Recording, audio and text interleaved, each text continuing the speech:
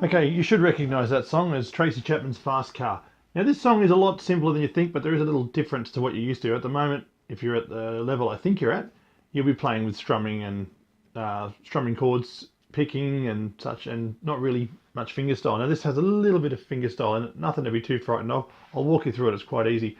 Now I'll be using the pick, as I like to, in place of my thumb. So if you want to play proper fingerstyle with fingers only, you'll be using your thumb to play the bass notes. And for this particular song, the only two strings that we'll be using with the first two fingers, or these two fingers, if you're going to be using the pick like I am, is the second and third string, and that's throughout the whole song.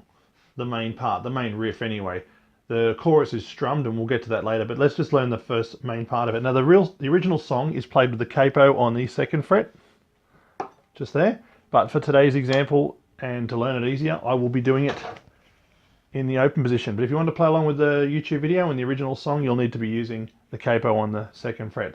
So, first chord you'll need to know is a C. Now, if you don't remember a C, second string, first fret, fourth string, and fifth string. So there we have your C chord. Now, to play, I'll lift the guitar up so you can see the strings.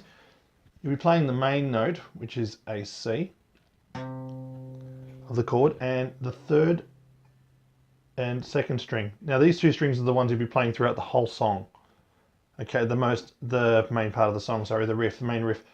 So plucking all three of those strings together, the 5, the 3, and the 2. Using your fingers, you'll be doing it with your thumb.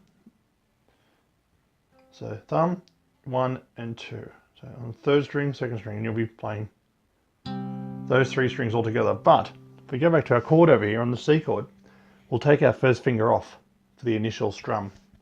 So striking all three, and then we'll put our first finger back on and just play those two.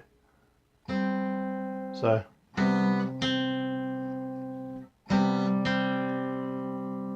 did we catch that? So all three together, and then just the second string if you like, or both, and back off again. So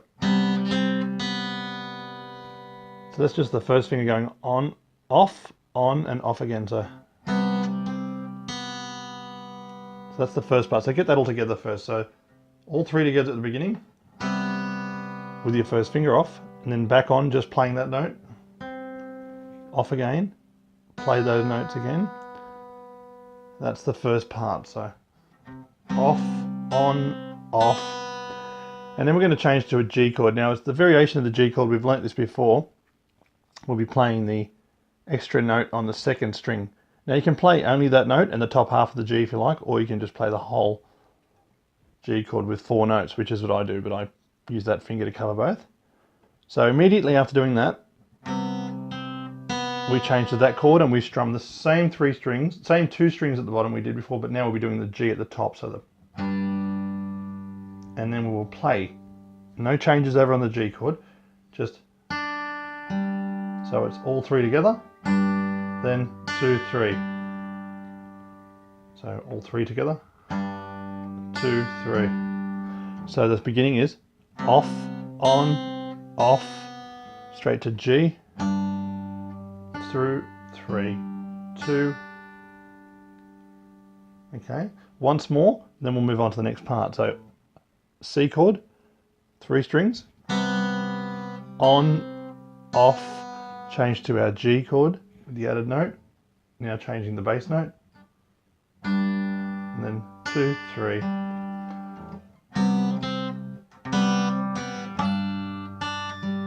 A bit sloppy, I'll do that again. Still a bit sloppy. Okay, let's give that a go, and now I'll move on to the next part. So immediately after that intro that we just played, we're going to go to 2 new shapes. Now the strings that you'll be plucking will be the same strings that we plucked for the C chord, which was the 5 on the bass, and the 2 and the 3. So those 3 strings are the 3 strings we'll be plucking for this next part. So I'll be using the pick as always, and these 2 fingers.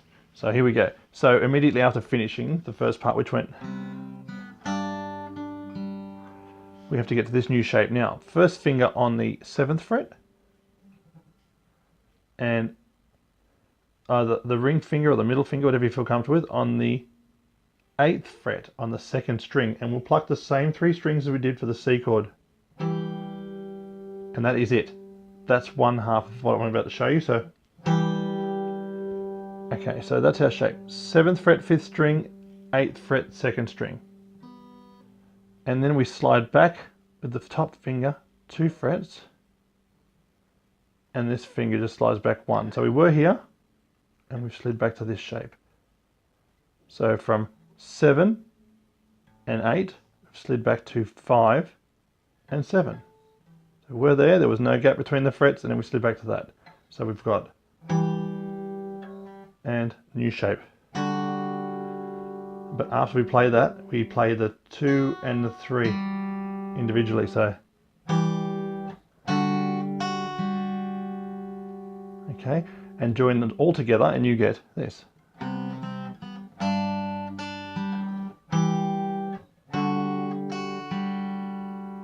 And there you have your piece.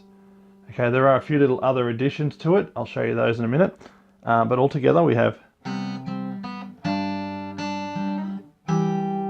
And you'll notice in that last chord, when I went from, my ring finger's already on the 2nd string, so I can slide up to its new position, which is there. Alrighty, so when we get into the chorus, we're going to start strumming. Now I'm going to show you how to strum just using a counting method, and then later on, when you get more comfortable with your rhythm and your timing and you're confident enough, you can throw in some upstrokes and fill in the strumming a little bit and make it sound a little bit better. So I'm not very good with the lyrics of this song, so I know there's a part when it kicks into the chorus. She says, "So remember when we were young," or something along those lines. So remember when we were 2, 3, 4, G, 2, 3, 4, E minor, 2, 3, 4, and D, 2, 3, 4. Okay, then it does 2 C's, 2 E minors, 4 Ds, and that's the bit where she says, "And I got a feeling something to someone." Okay, so the first part is 4 of each. 1, 2, 3, 4, G, 2, 3, 4, E minor, 2, 3, 4, and D, 2, 3, 4. And then the second half is 1, 2, 2, D times 4, 1, 2, 1, 2 E minors, 4 Ds, 2, 3, 4, then 2 Cs, 2 Ds, and back to the riff. Okay, so practice it with that timing, and then when you get a little bit better, you can fill up your strumming.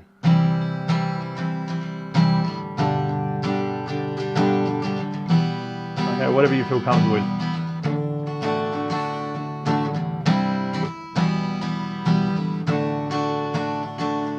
Okay, whatever you feel comfortable with, but as a beginner, count the beats and get your timing sorted before you start moving on to the more complicated strumming. Do it over a few times and you'll get better at it. So that's pretty much all there is to the song. The most part you're going to be working on is the finger picking with the main part of the riff. So rewind this as many times as you like, go through it, follow along, and when you're ready, you think you can keep up, put the capo on your 2nd fret, get your guitar in tune, play along with the original, and see how you go. Good luck with it.